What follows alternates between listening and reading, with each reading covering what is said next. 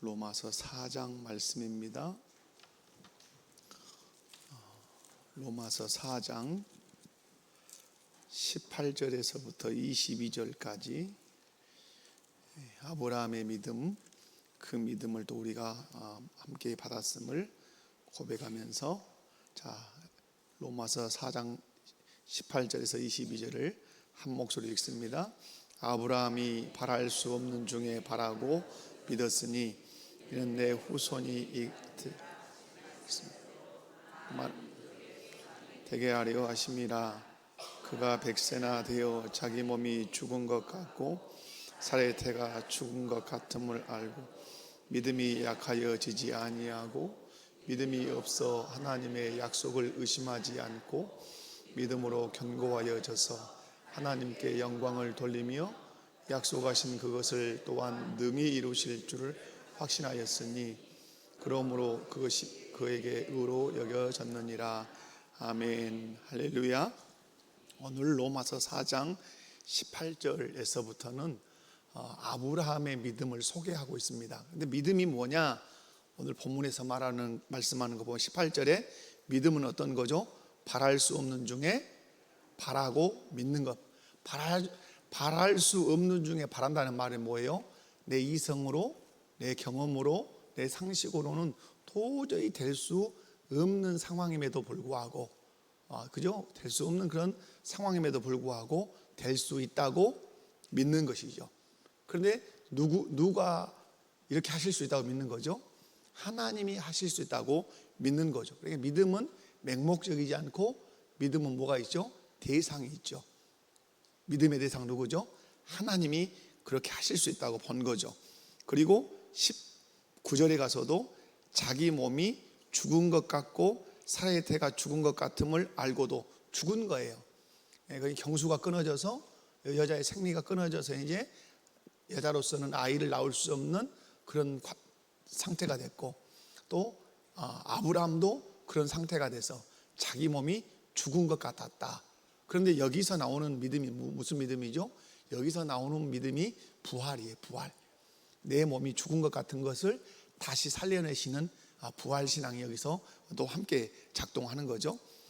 내 몸이 아무리 죽었다 할지라도, 내 안에 사라의 몸이 아무리 죽었다 할지라도 살려내셔서 아이를 갖게 하실 수 있는 능력이 누구에게 있다?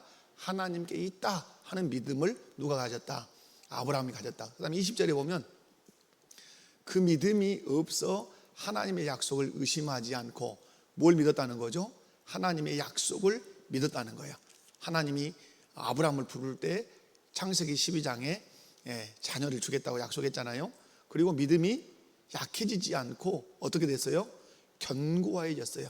그리고 하나님께 영광을 돌렸다. 그 다음에 21절에 약속하신 그것을 또한 어떻게 이루실 줄 능히라는 말은 성경에 많이 나와요. 능히가 하시고도 남는다는 뜻이에요. 뭐 뜬다고요? 하고도 내 몸에서 아이를 낳게 하고도 남는 능력이 있다. 그것을 어떻게 했다? 확신했다. 그런데 그러므로 그것이 그에게 뭐로 여겨졌다? 의로. 그러니까 믿음으로 아브라함은 의로 여겨지는 바 됐다. 우리도 아브라함이 가졌던 그 믿음으로 의로 여겨짐을 받았다. 이 말씀을 이제 하시는 거예요. 그래서 우리 신앙에서 가장 중요한 게 뭐죠? 믿음이다 하는 겁니다. 자, 오늘 웨스트민스터 신앙 고백에서 제 몇 장? 14장 몇 장이죠? 14장은 무엇에 관하여? 구원에 이르는 믿음에 관하여. 그래서 늘 설명하지만 구원은 무엇으로? 믿음으로. 자, 사망을 읽겠습니다. 사망 속도를 좀 내서 가보겠습니다. 사망 다 같이 읽습니다. 시작. 이 믿음은 정도에서 강하기도 하여 자주 또는 많은 방식으로 침공되고 약화될 수 있으나 승리를 취하나니 많은 경우에 우리의 믿음의 조성자와 완성자이신 그리스도를 통하여 충만한 확신에 이르기까지 자라나는 것이다. 아멘. 아주 중요한 거죠. 중요한 건데, 자, 여러분, 믿음이라고 하는 것이 있는데 이 믿음이 어떨 수 있어요? 약해질 수 있고, 오늘 보면 약해질 수 있음. 또 어떨 수도 있어요? 강해질 수도 있다. 강해질 수도 있어요. 그런데 약해질 수 있도록 외부에 뭐가 있다? 외부에 어떤 영향력이 있다는 거죠. 우리의 믿음을 약하게 만드는 외부의 영향력이 있어요. 그러면 우리의 믿음을 강하게 하는 어떤 외부의 영향력이 있을까 없을까요? 있어요. 예. 이쪽은 강하게 하시는 쪽, 이쪽은 누가 하시고 예수 그리스도가 하시고, 이쪽은 영적으로 하면 사단이 하죠. 그리고 세상이라고 하는 도구를 써서 그렇게 우리의 믿음을 약하게 하는 것은 사단이, 우리의 믿음을 강하게 하는 것은 누가? 예수 그리스도가 하세요. 그래서 이제 오늘 이 사망 끝나면 이제 14장이 이제 끝나요. 자, 1번 갑니다. 1번. 자, 다 같이 읽습니다. 시작. 믿음의 정도는 같은가? 답이 나오죠? 믿음의 정도는 같다, 틀리다? 다르다, 이 말이죠. 자, 질문 읽습니다. 시작. 믿음의 상태는 항상 동일한가? 그렇지 않다면 믿음은 어떤 양상을 띠는가? 여기서 기억할 것은 우리에게 생명을 주고 구원을 주는 믿음은 항상 같아요. 그죠? 그런데 우리가 살아가는 믿음, 우리를 살아가게 하는 그 믿음은 강해질 수도 있고 약해질 수 있다. 그러면 그 믿음이 다르냐? 같은 믿음인데 그러죠. 이제 그래서 믿음의 상태는 항상 상태는 항상 동일한가? 그렇지 않다면 믿음은 어떤 양상을 띠는가? 신앙 고백서에서는 어떻게 고백하는지 신앙 고백을 읽어보면 시작. 이 믿음은 정도에서 같지 아니하여 약하기도 하고 강하기도 하여. 자, 믿음은 정도가 같지 않단 말이에요. 약하기도 하고 강하기도. 여러분도 경험하십니까? 내 믿음이 하늘을 오르듯이 믿음이 커졌다가 아유, 내가 이 믿음 갖고 천국 갈 수 있을까 할 정도로 내 믿음이 확 쪼그라다 든 것 같은 그런 경험들 가지고 계세요? 또 죄에 넘어졌을 때 내 믿음이 크다 적다? 아이고, 내가 이런 죄에 내가 넘어지다니, 그죠? 그런데 또 어떤 큰 하나님의 일들을 감당할 때 보면 또 내가 내 믿음을 봐도 대견할 때가 있어요, 없어요? 있다, 이 말이죠. 믿음의 정도는 다르다. 약하기도 하고 강하기도 해요. 그러면 성경적인 근거를 하나하나 읽어봅니다. 마태복음 6장 30절 시작. 내일 아궁이에 던져지는 들풀도 하나님이 이렇게 입히시거든 하물며 너희일까 보냐. 믿음이 작은 자들아. 믿음이 작은 자들아. 예수님은 여러 부분에서 이제 사람들을 책망할 때 의심할 때 책망했어요. 근데 그 의심할 때 책망했는데, 근데 실상은 이 의심도 무엇과 관련이 있죠? 이것도 믿음이 약해지면 어떻게 돼요? 이렇게 되는 거죠. 의심하게 된단 말이에요. 오늘 내일 아궁에 던져진 들풀도 하나님이 이렇게 입히시거든 하물며 너희일까 보냐. 믿음이 작은 자들아. 무엇 때문에 믿음이 작다고 예수님이 책망했을까요? 염려. 뭐하기 때문에? 염려. 그러니까 염려는 늘 제가 마태복음 5장, 6장, 7장에 나오는 말씀인데 늘 하는 말씀이죠.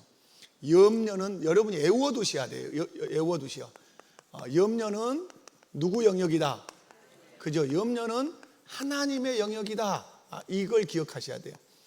너희 염려로 키를 한잔하다 할 수 있느냐? 키가 적으니까 막 염려한단 말이에요. 근데 내가 키를 키울 수 있다? 그렇지 않다 이 말이에요. 하나님의 영역이요. 그러니까 이 염려는 반드시 뭐가 돼야 되죠?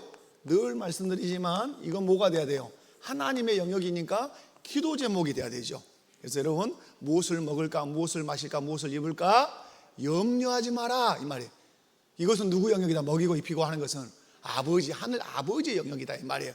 자, 그래서 믿음이 작은 자들 염려에서 책망받았죠. 자, 마태복음 8장 10절입니다. 시작. 예수께서 들으시고 놀랍게 여겨 따르는 자들에게 이르시되 내가 진실로 너희에게 이르노니 이스라엘 중 이만한 보지 못하연. 아멘. 이게 하인이 병이 걸렸죠. 그런데 누가 찾아왔어요? 백부장이 찾아왔어요. 찾아왔는데 예수님께서 가자, 내가 고쳐주마. 그러니까 백부장이 뭐라 그래요? 말씀 그러지 마십시오. 말씀만 하십시오. 나도 수하에 부하가 있는데 가라 하면 가고 오라 하면 옵니다. 주님도 말씀만 하시면 그렇게 될 줄로 내가 믿습니다. 그러니까 여러분, 예수님 뭐라고 말씀했어요? 이스라엘 중에 아무에게서도 이만한 믿음을 보지 못하였노라. 이렇게 말씀. 그래서 백부장의 큰 믿음을 어떻게 하셨다? 칭찬하셨다. 여러분의 믿음이 백부장 같은 믿음 되시기 바랍니다. 그래서 주님으로부터 칭찬 받으시기 바래요. 옆에 분들 한번 보시고 인사도 한번 해봅시다. 3일 동안 살다 오셨는데 큰 믿음 가지고 칭찬 받읍시다. 아멘. 큰 믿음 가지고 칭찬 받으시기 바래요. 자, 로마서 4장 18절에서 22절 오늘 본문이죠. 한번 이제 읽어봅니다. 시작. 다시 한번 시작. 아브라함이 바랄 수 없는 중에 바라고 믿었으니 동그라미 이가 드리라 하신 말씀대로 많은 민족의 조상이 되게 하려 하심이라. 그가 100세나 되어 자기 몸이 죽은 것 같고 사라의 태가 죽은 것 같음을 알고도 믿음이 약하여지지 아니하고 믿음이 없어 하나님의 약속을 의심하지 않고 믿음으로 견고하여져서 하나님께 영광을 돌리며 약속하신 그것을 또한 능히 이루실 줄 확신하였으니 그러므로 그것이 그에게 의로 여겨졌느니라. 아멘. 아브라함의 견고한 믿음을 칭찬했는데, 여러분 아브라함의 믿음의 특징은 이 아브라함의 믿음의 특징을 보면 어떤 거죠? 이 사람은 분명히 상황이라고 하는 것이 있어요. 이 상황이 뭐죠? 자기 몸이 어떤 것 같다? 몸이 죽은 것 같다 이 말이에요. 죽은 것 같음. 그런데 아브라함은 상황이 분명히 자기 몸이 죽은 것 같아요. 사라의 태가 이제 아이를 가질 수 없는 그런 몸이 죽은 것 같아요. 상황은 사실이에요, 사실이 아니에요? 사실이죠. 상황은 그렇게 불가능이죠. 가능은 제로란 말이에요. 가능성 제로. 그런데 이 상황을 뛰어넘는 게 뭐죠? 믿음인데 이 상황을 보지 않고 뭘 봤죠? 이 상황을 뛰어넘는 능력을 가지신 누구? 하나님을 믿는 거죠. 하나님은 이거 아무 문제 아니다. 죽을 내 몸도 살려서 아이를 갖게 하신다는 이 믿음을 가진 거죠. 오늘 우리는 우리의 믿음이라는 게 요구하시는 게 뭐죠? 상황은 다 다를 수 있어요. 병들 수 있고 물질이 없을 수 있고 어떤 어려움을 만날 수 있고 이런 상황이지만 오늘 이 아브라함의 믿음을 통해서 말씀하는 게 뭐죠? 어디 보지 마라? 상황, 환경 보지 말고 그 상황과 환경을 뛰어넘게 하시는 하나님을 믿어라 이 말이에요. 아멘이십니까? 그 믿음을 달라고 우리가 하나님께 기도해야 될 줄로 믿습니다. 그래서 믿음이라고 하는 것이 작은 믿음에서 어떤 믿음으로 자라가야 되죠? 큰 믿음으로 자라가야 돼요. 옆에 분들 보시고 한번 인사합시다. 큰 믿음으로 자라갑시다. 저분은 믿음이 커. 그죠? 아이고, 저분은 믿음이 작아. 이렇게 우리가 느낄 수 있죠. 그런데 여러분, 그런데 가장 큰 믿음은 약속도 의심하지 않고 능력도 의심하지 않고 그냥 딱 믿는 거예요. 누구를? 하나님을. 자, 마가복음 읽겠습니다. 9장 23절에서 24절 시작. 예수께서 이르시되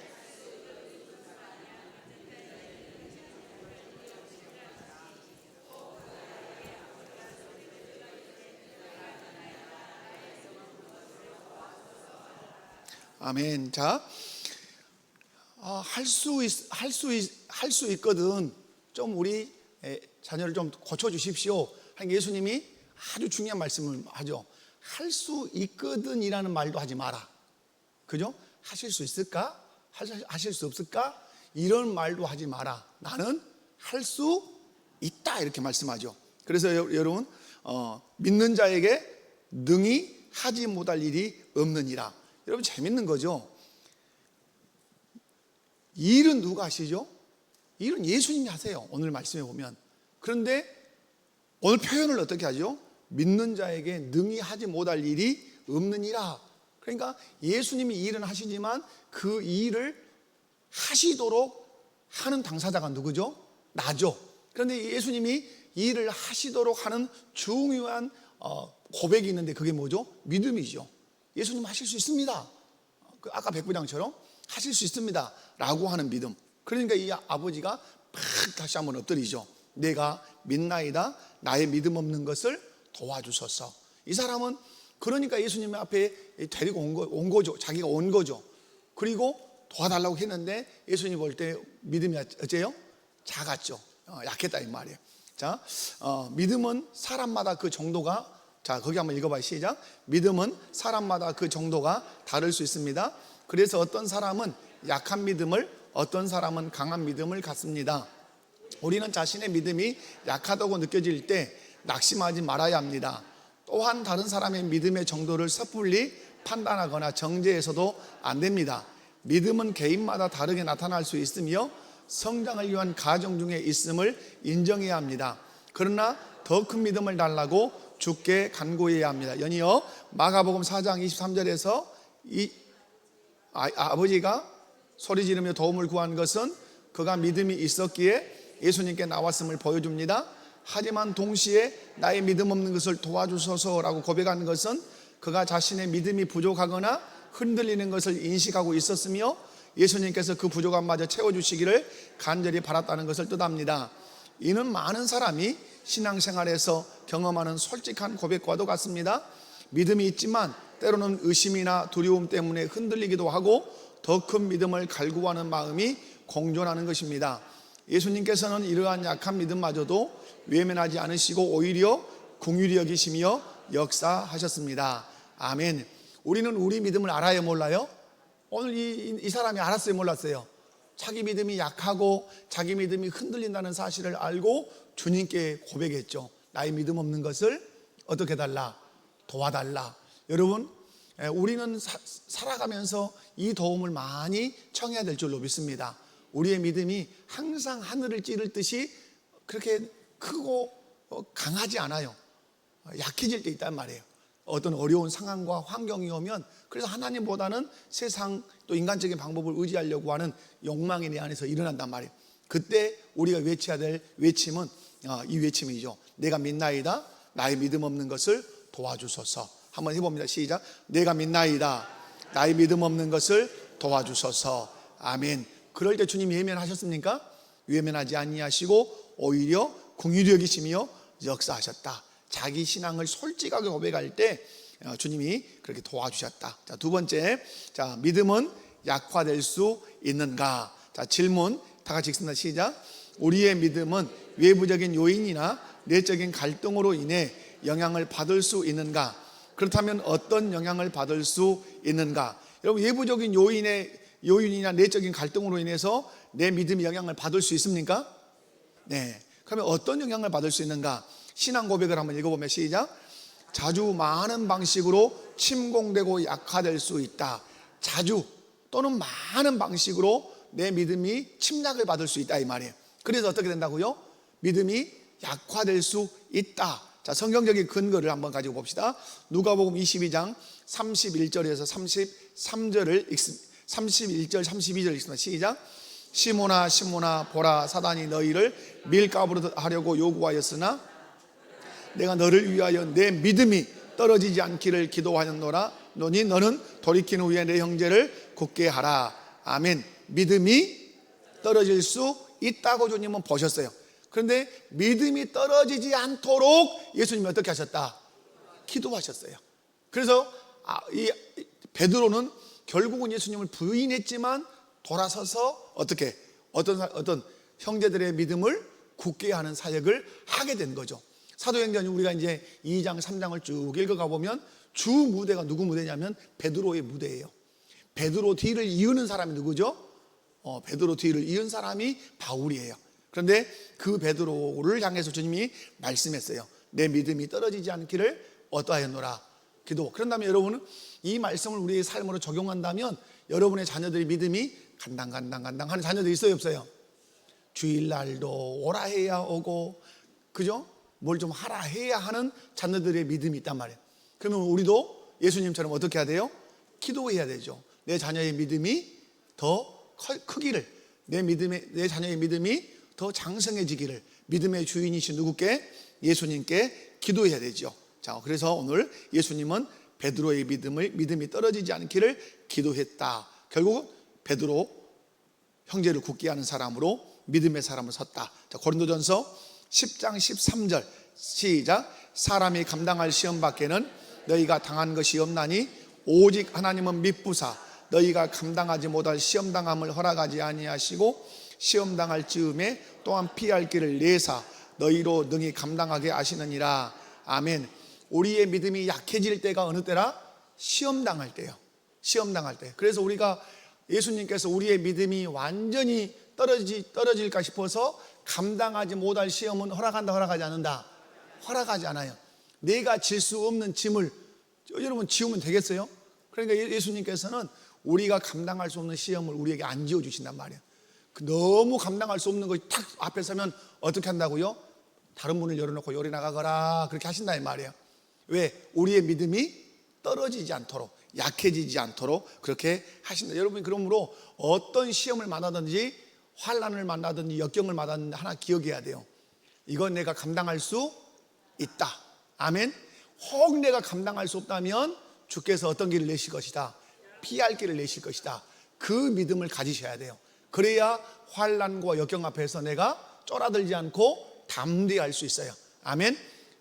주님의 신실하심. 내가 환난과 역경과 이런 시험을 분명히 만날 수 있지만 분명한 사실, 내가 감당할 수 있다. 혹 감당하기 어려울 만큼 무거우면 주님은 피할 길을 내신다. 아멘. 왜? 시험으로 인해서 우리의 믿음이 약해지지 않도록 하기 위해서. 자, 누가복음 넘어갑니다. 자, 누가복음 8장 13절. 자, 시작. 바위 위에 있다는 것은 말씀을 들을 때 기쁨으로 받으나 뿌리가 없어 잠깐 믿다가 시련을 당할 때에 배반하는 자요. 아멘.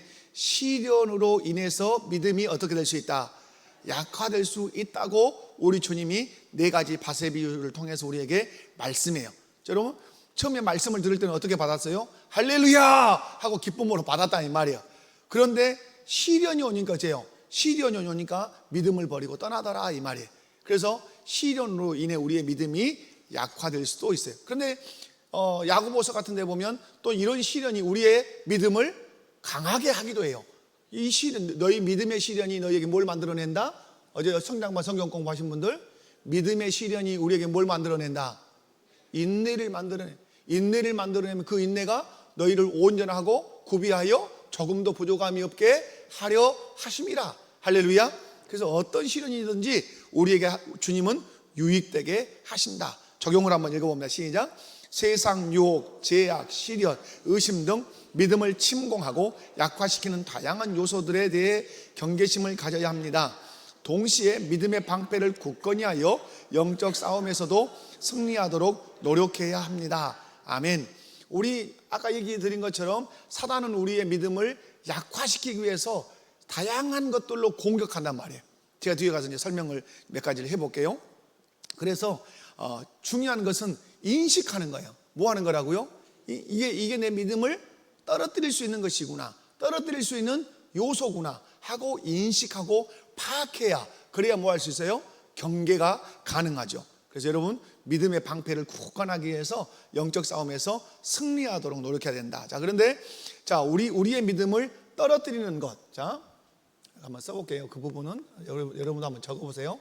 믿음을 약화시키는,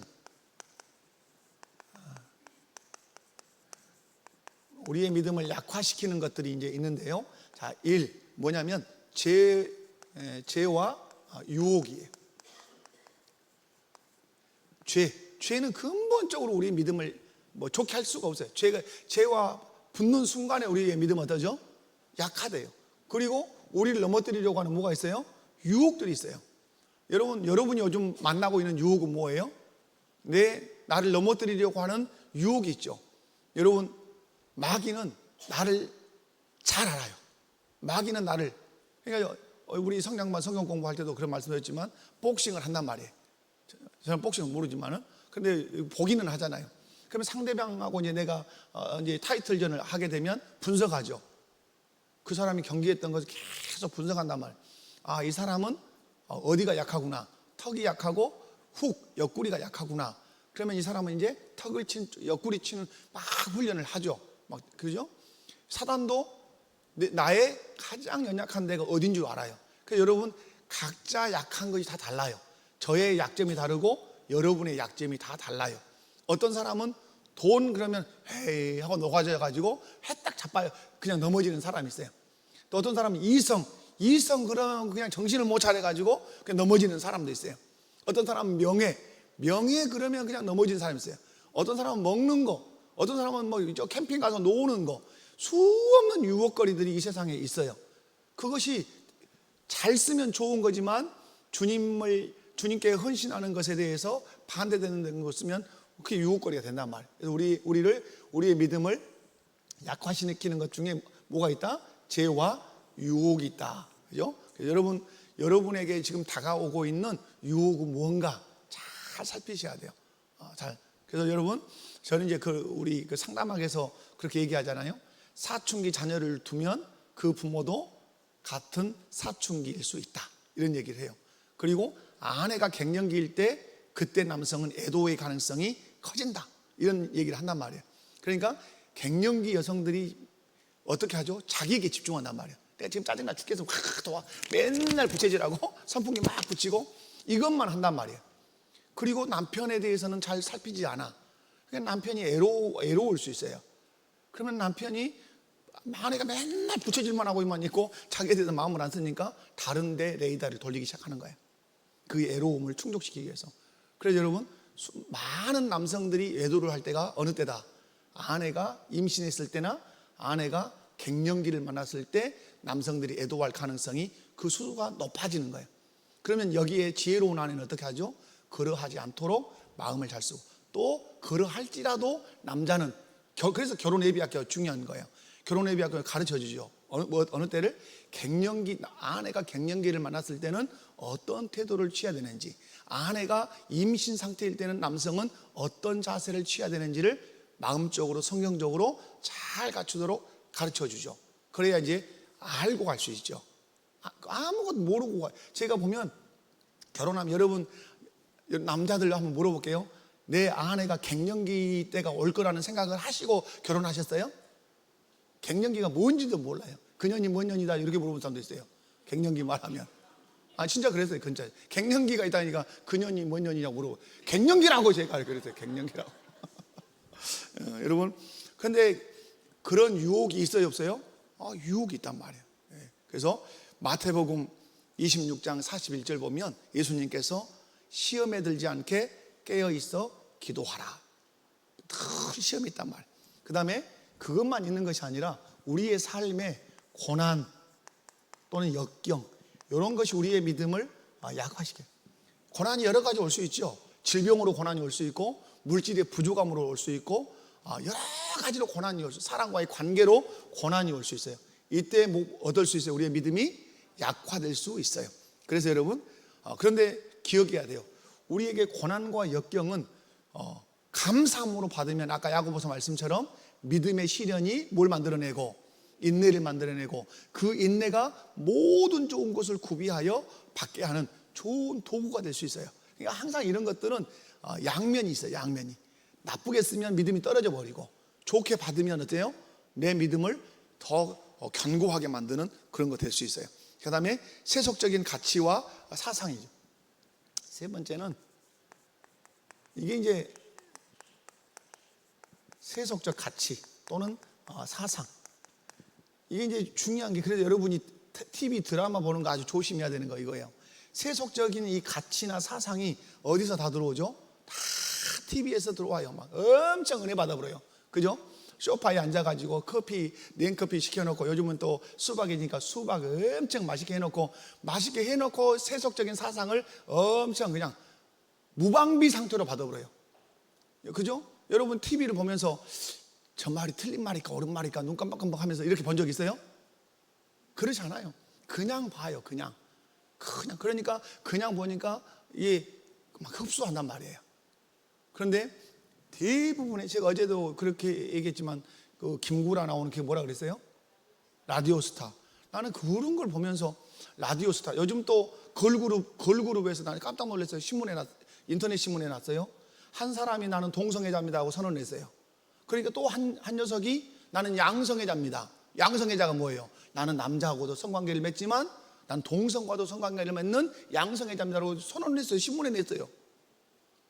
그런 것이 나와도 전혀 지금은 그런갑다 그래요. 왜 그러냐면 세속적인 가치와 사상이 우리 안에 여러분 나중에 봐. 옛날에는 여러분 TV에서 이렇게 조그만 뽀뽀라도 하면 아이고 저런 것을 텔레비에 튼다냐 그랬어요. 지금은 여러분 그보다 훨씬 수위가 높아도 눈도 깜짝 안 해요.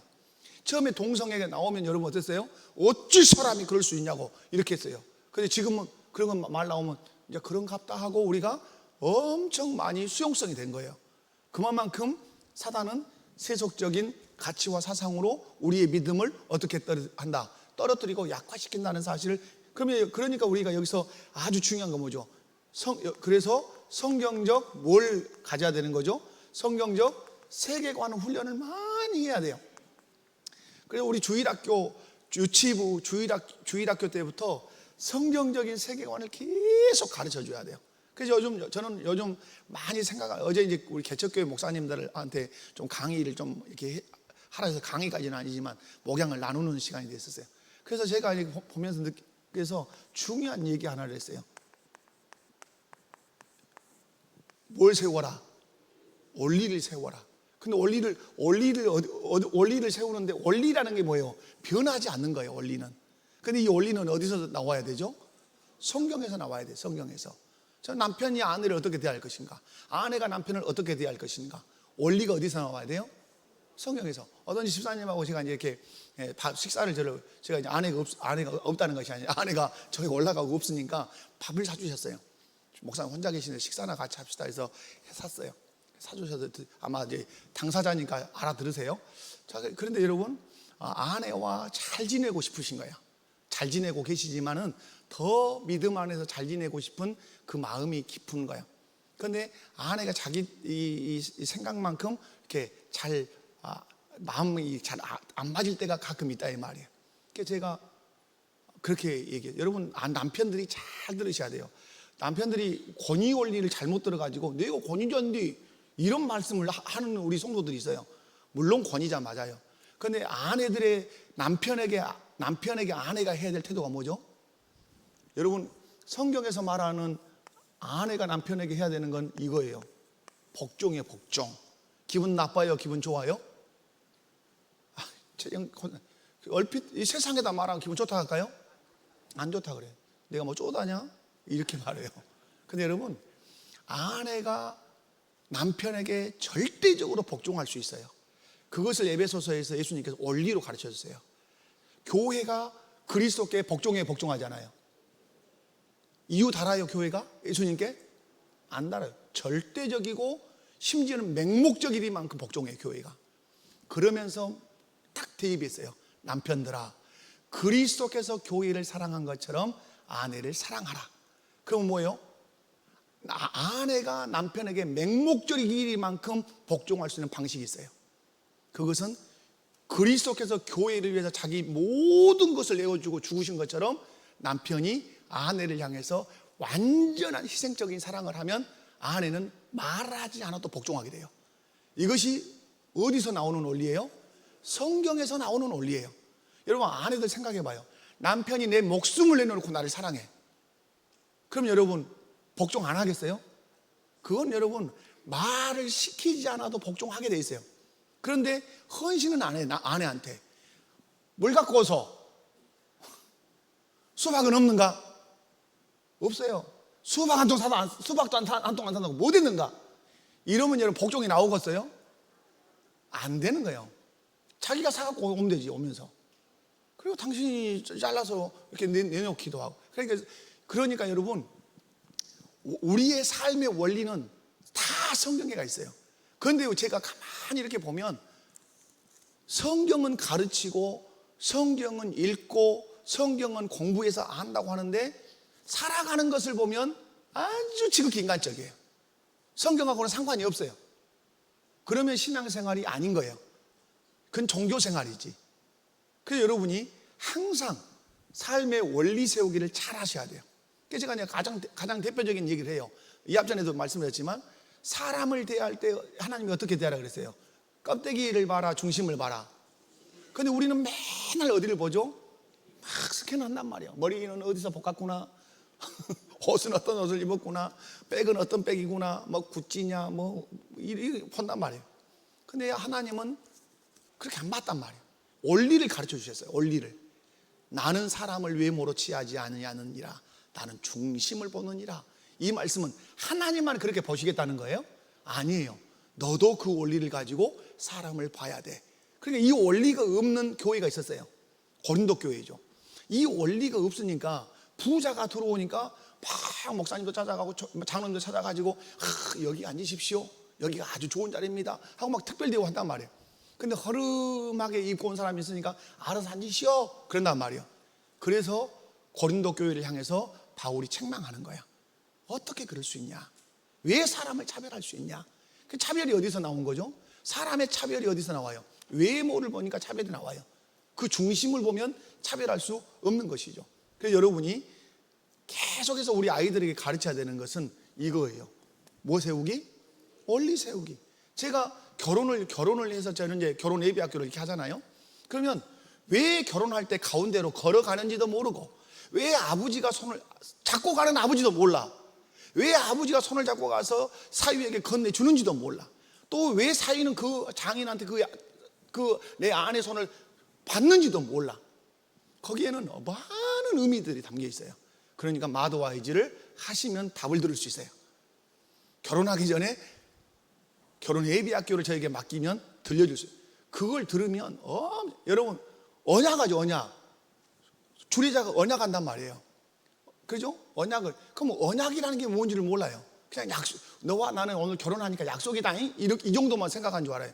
여러분 다 어디서 나와요? 다 성경. 그 언약은 제가 한번 말씀드린 적 있어요.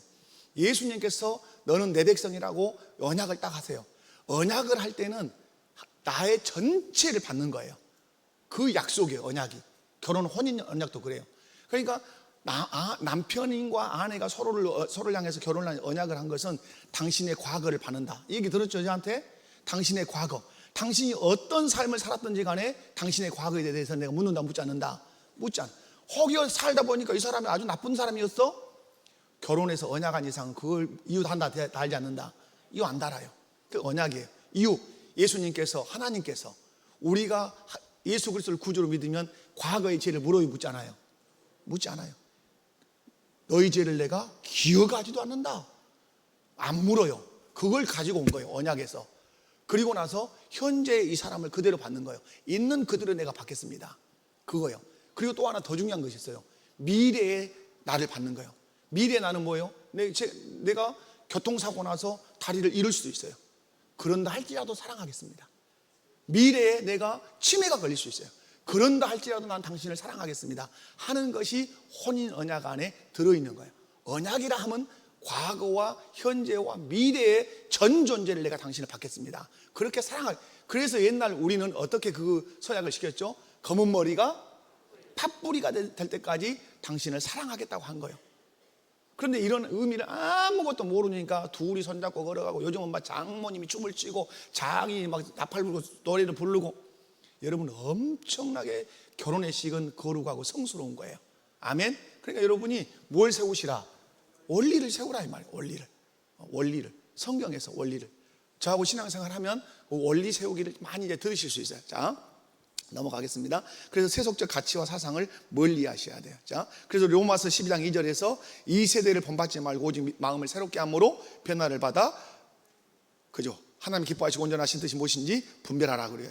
영적인 나태함도 우리의 믿음을 약화시켜요. 기도하지 않고 맨날 잠이나 자고, 예배에 와야 될 사람이 예배도 안 오고, 주일 성수할 사람이 주일에 한 번 빼먹고 두 번 빼먹으면 점점 교회하고 주님과 거리가 가까워집니까? 멀어집니까?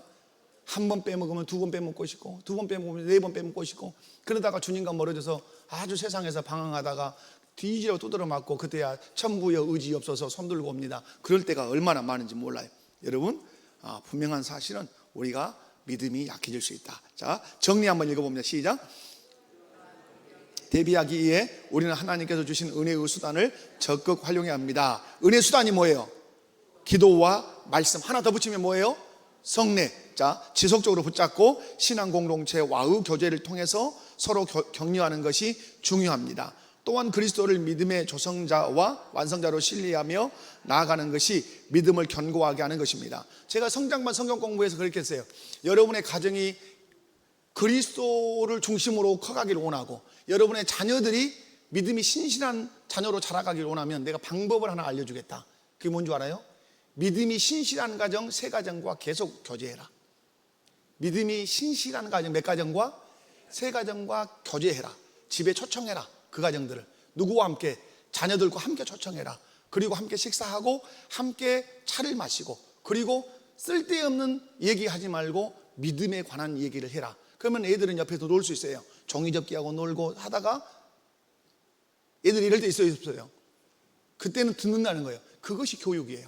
지금처럼 이렇게 칠판을 넣고 교육하는 교육만, 이것보다 더 중요한 교육은 믿음의 가정, 신실한 믿음의 가정 세 가정이 모여서 함께 식사하면서 주일날 들었던 말씀에 대해서 나누고, 성경 공부하면서 들었던 말씀을 나누고, 내가 큐티하면서 은혜 받았던 말씀들을 나누면 아이가 옆에서 놀면서 들어요. 그것이 그 아이의 심령에 새겨져요. 그리고 그것이 교육이 되어서 경건한 아이들이 되는 거예요. 아멘이십니까? 그래서 생각해 보세요, 여러분. 내가 믿음의 경건성을 가지고 있는 가정과 내가 교제한다면 어떤 가정을 내가 컨택하겠다, 이런 거예요. 중요한 거예요. 저는 그런 가정이 있어요. 자, 세 번째, 믿음은, 시작. 믿음은 약화될 수 있지만 승리하는가? 1. 질문. 시작.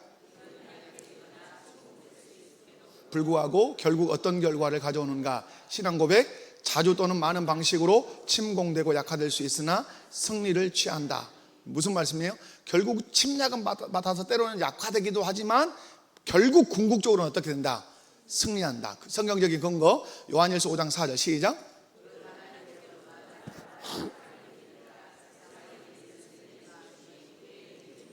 믿음이 세상을 이기는 승리를 준다. 로마서 8장 37절. 그러나 이 모든 일에 우리를 사랑하신 이로 말미암아 우리가 넉넉히 이기느니라.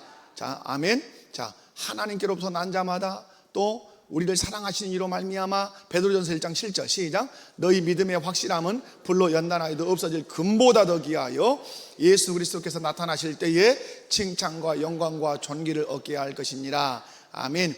믿음이 세상을 이겨 승리하게 하고 우리를 사랑하시는 하나님으로 말미암아 믿음을 통해 승리하게 하시고, 믿음은 시련 속에서도 결국 승리하고 귀하게 될 것임을 보여준다. 적용 읽어보면 시작. 어려운 상황 속에서도 믿음을 붙들고 나가야 합니다. 우리의 믿음은 궁극적으로 승리할 것이며 하나님께서는 우리의 믿음을 통해 당신의 일을 이루실 것입니다. 자, 네 번째 갑니다. 시작. 우리의 믿음은 어떻게 충만한 확신에 이를 수 있는가? 질문. 시작. 우리의 믿음은 어떻게 충만한 확신에 이를 수 있으며 이 과정에서 누구의 역할이 가장 중요한가? 신앙 고백. 많은 경우에 우리의 믿음의 조성자와 완성자이신 그리스도를 통하여 충만한 확신에 이르기까지 자라나는 것이다. 아멘. 우리의 믿음의 조성자는 누구예요? 예수 그리스도. 완성자가 누구세요? 예수 그리스도. 성경적 근거 히브리서 12장 2절 시작. 믿음의 주요 또 온전하게 하신 인 예수를 바라보자. 그는 그 앞에 있는 기쁨을 위하여 십자가를 참으사 부끄러움을 개의치 아니하시더니 하나님 보호자 우편에 앉으셨느니라. 아멘. 예수 그리스도가 믿음의 시작과 끝이시고 조성자와 안성자가 되신다는 사실 지금 명확하게 하고 있습니다. 빌립보서 1장 6절 시작. 너희 안에서 착한 일을 시작하신 이가 그리스도 예수의 날까지 이루실 줄을 우리는 확신하노라. 우리의 믿음을 온전하게 하시는 분이 에베소서 2장 8절 시작. 너희는 이 은혜에 의하여 믿음으로 말미암아 구원을 받았으니 이것은 너희에게서 난 것이 아니요 하나님의 선물이라. 믿음 자체가 하나님의 선물이며 그 은혜를 통해서 성장한다는 것은 말씀이에요. 적용 읽어보면 시작. 우리의 믿음이 자라나 우리의 노력뿐 아니라 무엇보다 믿음의 주인이신 예수 그리스도를 끊임없이 바라보고 의지합니다. 말씀과 기도, 교제 등을 통해 그리스도와의 관계를 깊이 함으로써 믿음이 성숙해질 수 있습니다. 아멘. 구원에 이르는 믿음인데 믿음에 관해서 우리의 믿음이 강해질 수도 있고 약해질 수 있다. 그러나 약해지지만 선물로 주신 그 믿음은 반드시 그리스도로 인하여 강해져서 완성되어서 믿음으로 승리할 뿐만 아니라 그 믿음으로 하나님 나라까지 들어가게 될 줄로 믿습니다. 자, 옆에 분들 보시고 한번 인사합니다. 남은 3일 동안 믿음으로 승리합시다.